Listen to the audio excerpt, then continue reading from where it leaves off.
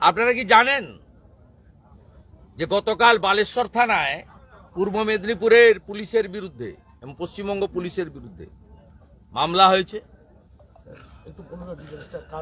না না, কারা করেছেন জানতে পারবেন। অবৈধভাবে পশ্চিমবঙ্গ পুলিশ উড়িষ্যা পুলিশকে না জানিয়ে করেছে।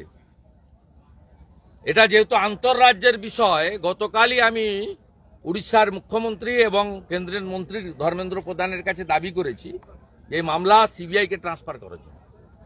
Already FIR lodge Baleswar PS, এবং এটা ইন্টারস্টেট।